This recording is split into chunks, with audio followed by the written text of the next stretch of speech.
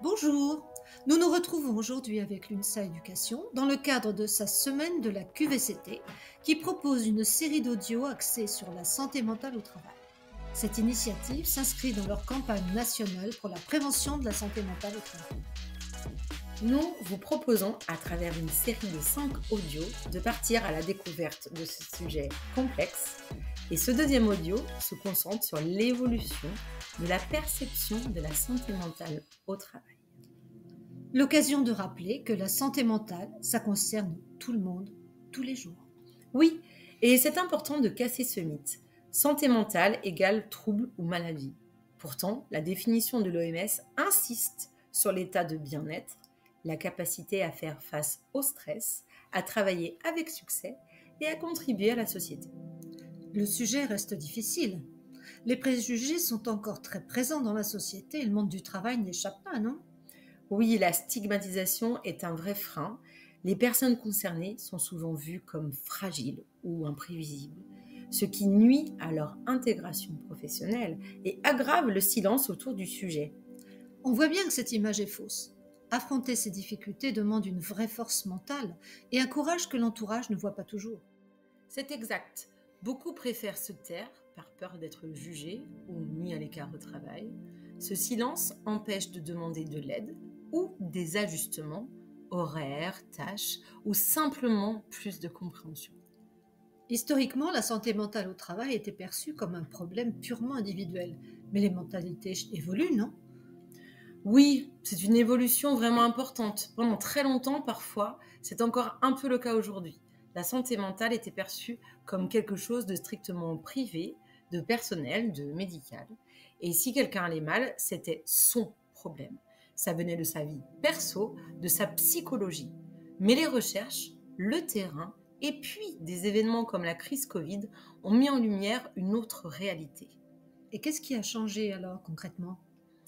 Eh bien, on reconnaît beaucoup plus clairement maintenant que la santé mentale est en fait intimement liée à l'organisation et aux conditions de travail. La façon dont le travail est organisé a un impact direct et profond sur notre bien-être psychique. La crise Covid a été un énorme révélateur, avec une explosion des signalements de détresse psychologique, d'anxiété, de burn-out, liés directement aux contraintes du travail. Donc on est passé d'une vision où le problème était de la sphère privée à une compréhension où l'environnement de travail lui-même peut être une source de problèmes psychiques. C'est ça l'idée? Oui, c'est exactement ça. Et c'est un vrai changement. Et cet environnement professionnel, il est souvent marqué par de grosses pressions. Il y a la pression de la société en général, toujours plus performant, toujours réussir, l'hyper-performance même, être disponible tout le temps.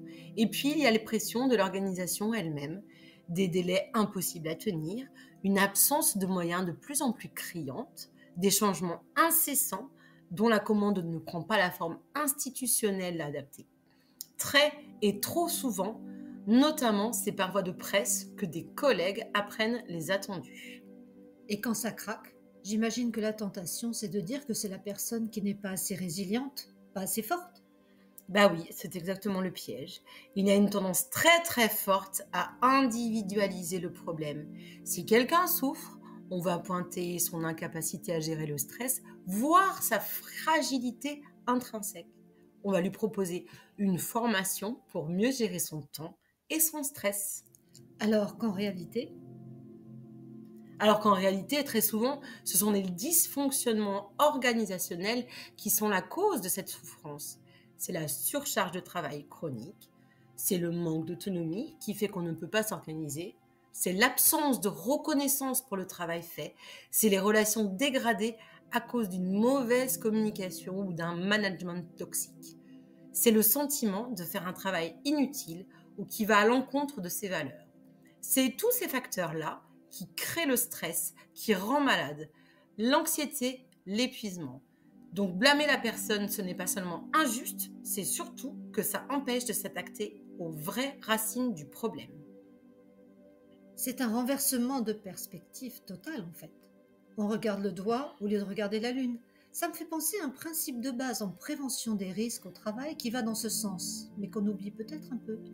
Ah, vous pensez sans doute au principe qui dit qu'il faut adapter le travail à l'homme? Exactement, c'est ça.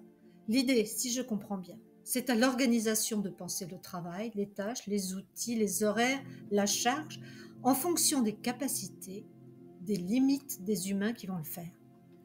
Eh bien, c'est un rappel essentiel, oui. C'est le Code du travail qui liste les grands principes de prévention. Il met vraiment en avant cette nécessité d'adapter le travail à l'homme. Ne pas le faire, c'est créer des conditions de la souffrance psychique et physique. C'est une obligation pour l'employeur. Au final, si on veut vraiment améliorer la santé mentale au travail, c'est quoi les pistes concrètes?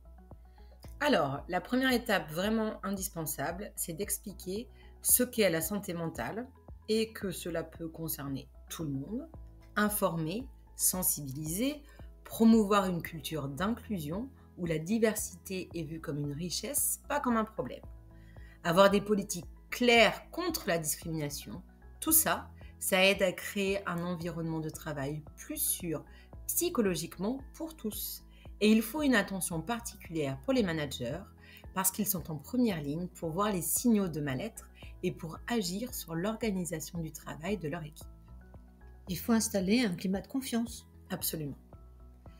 Mais la sensibilisation, le climat de confiance, ça suffit si l'organisation du travail elle-même reste problématique? Non, vous avez raison, c'est nécessaire, mais ça ne suffit pas. Le cœur de la prévention primaire, c'est d'agir sur l'organisation du travail elle-même. Et l'équilibre, vie professionnelle, vie personnelle, on en parle souvent. Oui, c'est l'équilibre essentiel à chacun, mis à mal par l'intensification du travail. Et point important, toutes ces réflexions, ces actions, l'idéal, c'est qu'elles s'inscrivent dans des négociations collectives sérieuses sur la qualité de vie et les conditions de travail, la fameuse QVCT, pour avoir un engagement concret suivi dans le temps.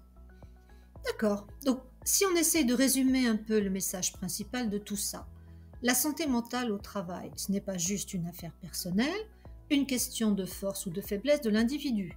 C'est un sujet profondément lié à l'organisation, aux conditions de travail et à la culture dans le monde du travail. Et le vrai changement nécessaire, c'est d'arrêter de chercher la cause systématiquement chez la personne qui souffre pour aller analyser ce qui, dans l'environnement du travail, peut être nocif. C'est passer de la culpabilisation de l'individu à une analyse et une prévention au niveau de l'organisation, au niveau collectif. C'est bien ça? C'est tout à fait ça. On ne doit pas former les agents pour qu'ils supportent des situations insupportables. Le monde du travail doit plutôt mettre toute son énergie à repenser son environnement. Comment on remet du sens dans le travail? Quelle vraie autonomie on peut donner pour que chacun retrouve du pouvoir sur son travail? Comment on fait revivre les collectifs de travail pour qu'ils redeviennent de vrais lieux de coopération? En gros, comment on conçoit des organisations qui soient par nature plus saines, plus soutenantes et plus respectueuses de la santé mentale de tout le monde? C'est peut-être ça le vrai défi pour les années à venir. Pour l'UNSA Éducation, il s'agit d'un enjeu sociétal majeur et urgent. Des mesures sont nécessaires pour identifier les agents en souffrance avec des actions correctives urgentes et des mesures de prévention. Ainsi, des négociations portant sur la qualité de vie et des conditions de travail accompagnées de mesures concrètes sont vraiment impératives. L'UNSA Éducation vous remercie pour votre écoute et vous donne rendez-vous demain pour le 3e épisode de la semaine de la QVCT.